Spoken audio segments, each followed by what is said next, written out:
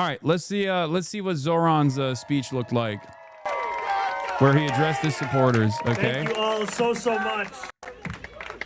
How's everyone doing? I'm gonna have Cameron on the broadcast soon. It is so lovely to be here, and I want to say, can we have a big round of applause for DSA? For our incredible elected officials, State Senator Salazar, Assemblywoman Claire Valdez. You know, as Gustavo was saying, this campaign's journey in many ways begins with the town hall that we had last fall. A town hall where I made clear that we could not do this without the support of everyone who is here today. We could not do this alone. We would not do this alone. And there were questions asked, there were answers provided. And I remember leaving the town hall and meeting another DSA member a week or so after. He came up to me and he said, you know, I know you said that you think there's a path, but you think it's also really difficult. Stop telling us how difficult it is.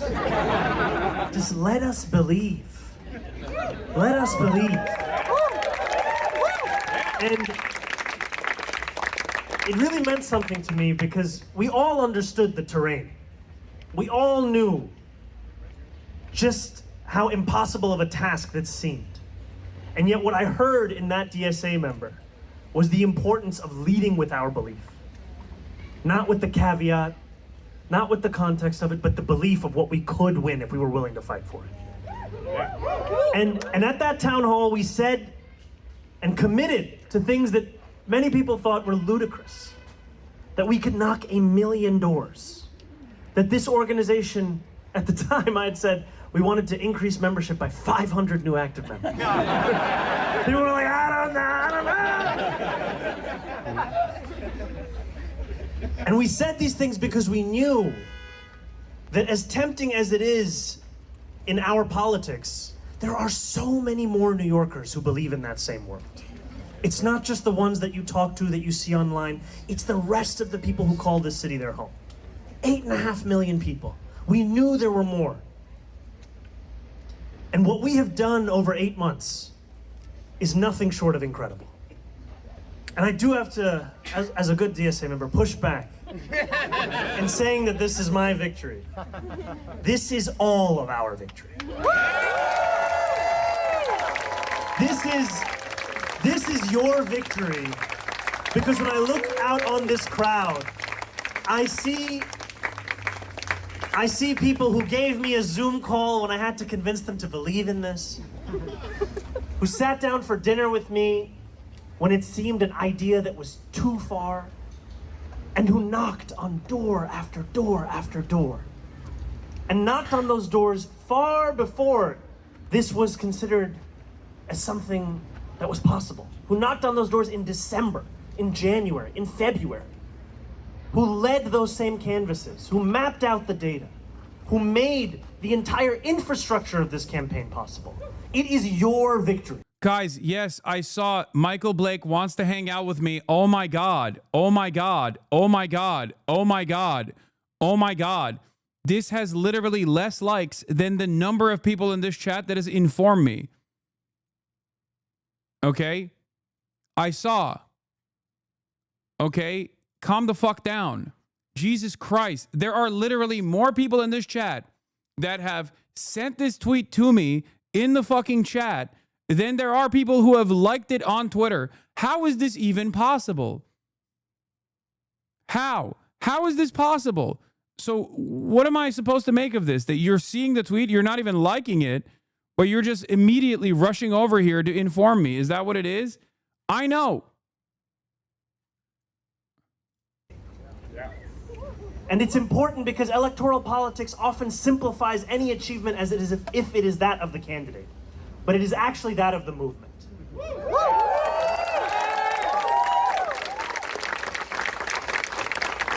To have had a team of more than 50,000 volunteers. Those are more volunteers than people told us we could get in votes. It sounds like a punchline now, but let me tell you. And what those volunteers represent is the possibility of a new kind of politics. A politics where we win the world that we know we deserve. We do not wait for it. One of those Twitter accounts that we all know says DSA should. Tweets out things that DSA should do this, DSA should do that. And I think one of the many beautiful things about this organization is if you want to do it, you can just start doing it yourself. And you get the requisite buy-in and the endorsements. But it starts with you. It starts with you. And I do want to take this moment for us to soak in what we've accomplished. We have gone from a place where we were polling at less than 1% to becoming the Democratic nominee with the most votes of any nominee in New York City primary history.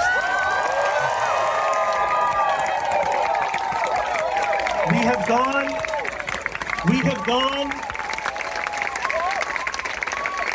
gone from being 10 points down with just a few days to go to winning a race with more than 12%.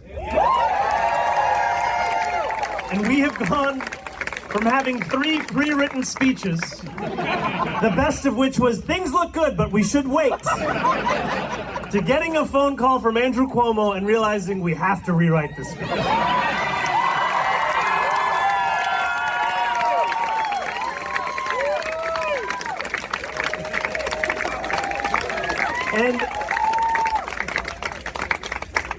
And we should celebrate this because you have done the impossible.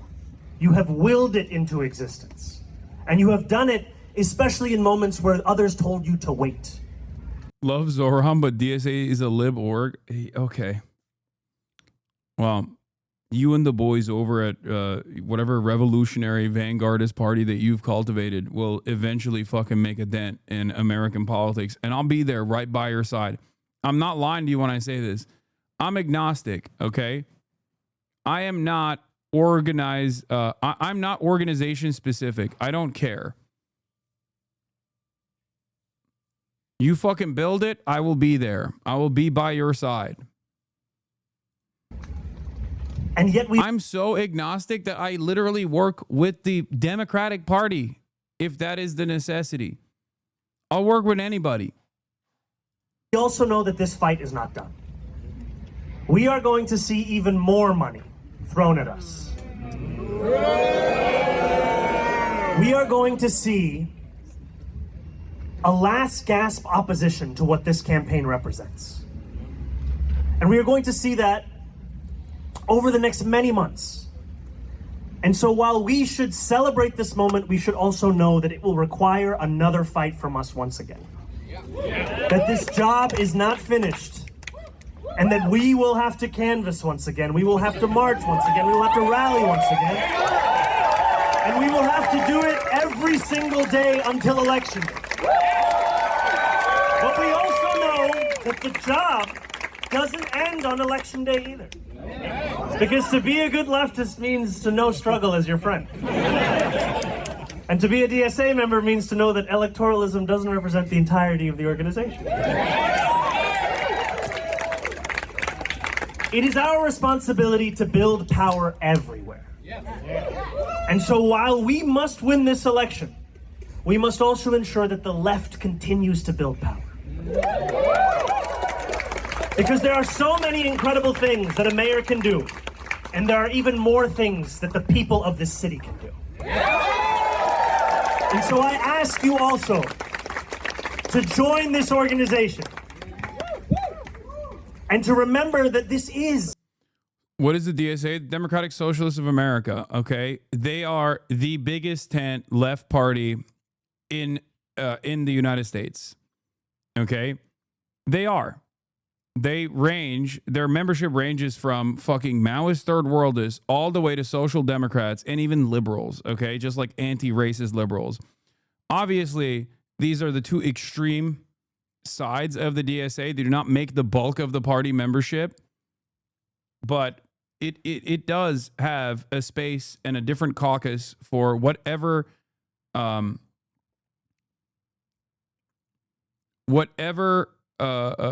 seasoning of leftists you are. Okay? And the liberals are even a smaller constituency within the organization than Maoists are. So obviously it's not representative of any sort of like real momentum within the party. The only organized leftist movement with any influence in American politics as of today, to be honest, and the best hope for overtaking the Democratic Party if we are to reform it. Yeah.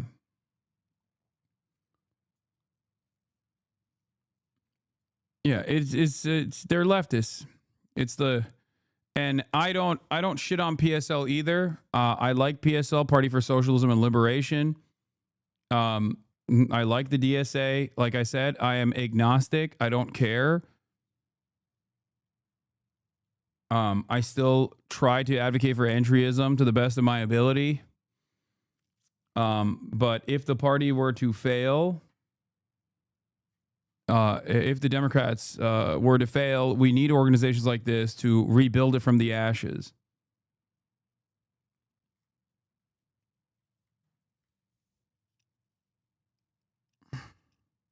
The DSA doesn't just do electoralism. They certainly do it more than the PSL does. The PSL doesn't do much electoralism, but they're great in terms of mobilizing. They're great in terms of organizing. They're great in terms of community defense. PSL is.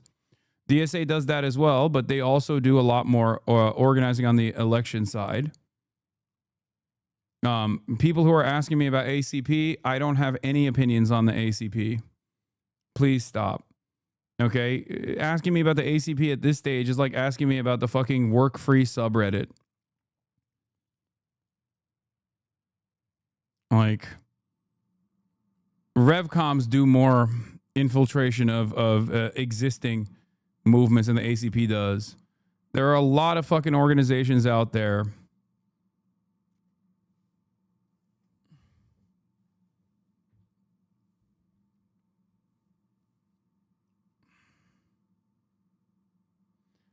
This is revisionist, yes.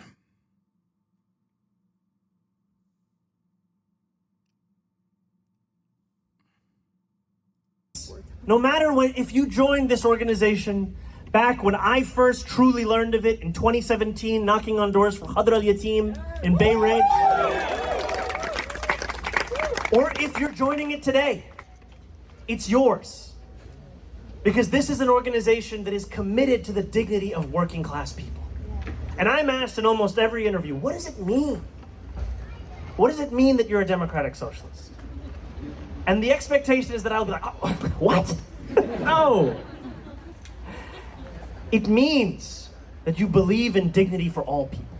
It means that you believe in the extension of democracy from the ballot box to the rest of our society. It means that you believe that no person should be priced out of that which is necessary for them to live their life in this city. And you know how I know that it's working is it used to be enough that the President of the United States would say that he's a socialist. But now he calls me a communist. Because the socialism just isn't hitting the way it used to.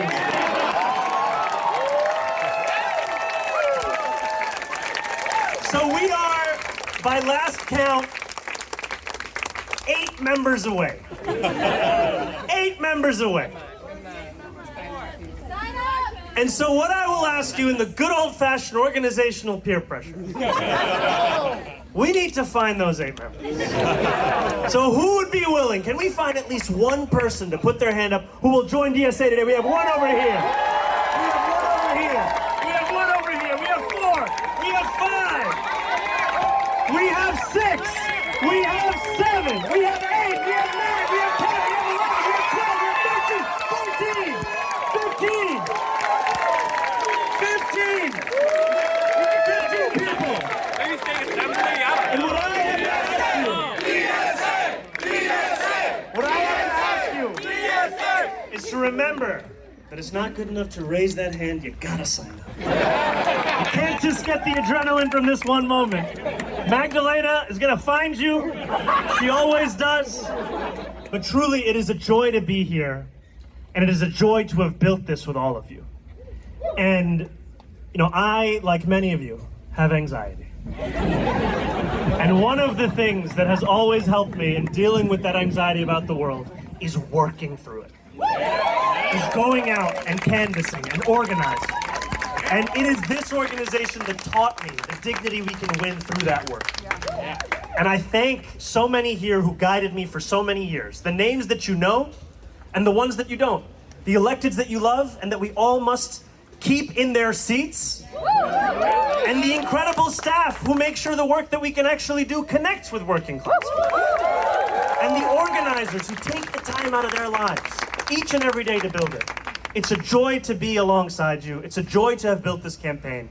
And it's going to continue to be a joy to win the city that we all deserve. Thank you so much.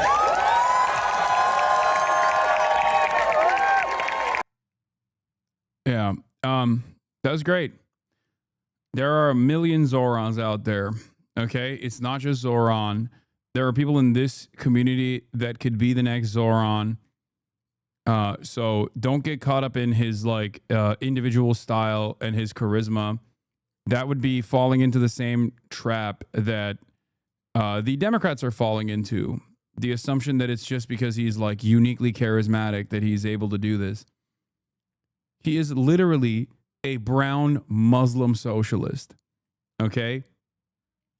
He is a brown Muslim socialist. He already has numerous hurdles that he has climbed above to get to the place that he got to. Okay?